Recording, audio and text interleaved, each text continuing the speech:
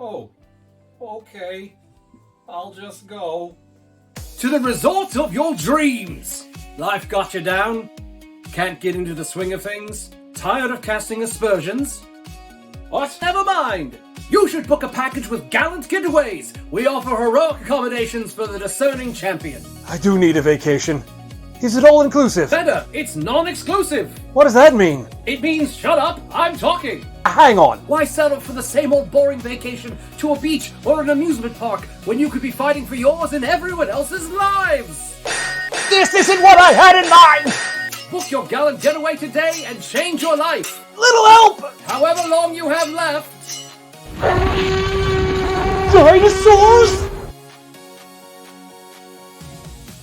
Epic Resort is a deck evolution, hand management, and worker placement game released in 2014 and designed by Ben Harkins with art by Jackie Davis, Mark D. Hansen, Kelly McClellan, and Peter Walken. The goal is to build the best resort around, attracting luxurious tourists and impressive heroes, and hoping the latter can protect the former when monsters inevitably attack. So much for paradise! To set up, separate the attractions by tier, shuffling those decks separately and placing them face up in the middle of the table. Move the top cards down so the 2 from each tier are visible. Select 4 skilled worker types and place all copies of those cards, along with the day worker cards, face up into a worker draft area. Shuffle the hero and tourist cards together into the dock deck and reveal 7 cards from it in a line below it to form the dock. Shuffle the attack cards into the dock deck. Separate the monster cards by tier, removing any that don't suit the player count, and shuffle those decks separately, placing them in an ascending stack with tier 3 on the bottom. Give each player a beach and tiki hut attraction with 2 meeple tokens on each card. Also give them a resource tracker with a flare and gold token on their respective 0 spaces. They then take a starting deck of 7 apprentices, 3 street performers, and 3 lazy peons, and shuffle that deck. Place all markers, meeples, and gold tokens in reach of all players. Whoever was most recently on a vacation is the starting player, and takes the Harbor Master tile.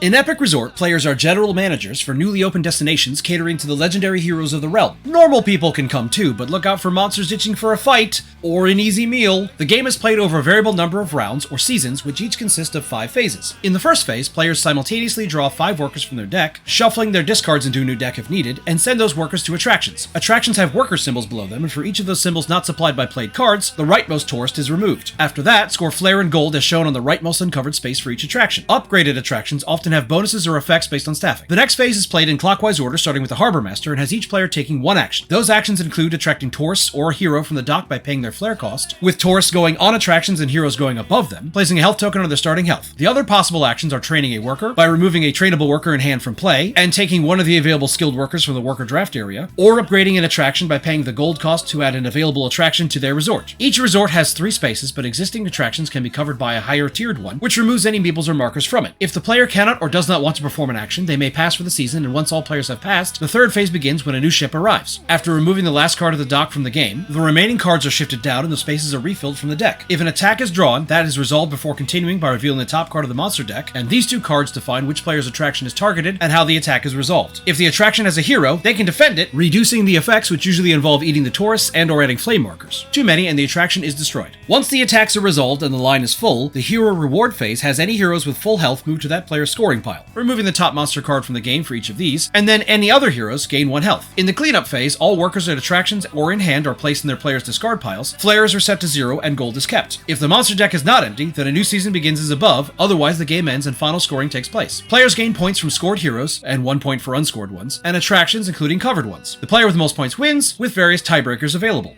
What an odd game. I don't recall how or when it entered my collection, probably some promotion or sale and I thought it looked neat. And it was actually on the chopping block for donation once upon a time. And yet, it lingers, watching me from the shelf, judging my choices of other games, and biding its time before leaping back to the table, forcing me to stare in mild perturbance as I say, how do we do this again? I don't dislike it. If I did, it would leave my home for good, no further discussion. The art is well paired to the theme, and the gameplay comes off as sarcastic, if that makes sense. And I don't hate that. After all, I'm always game.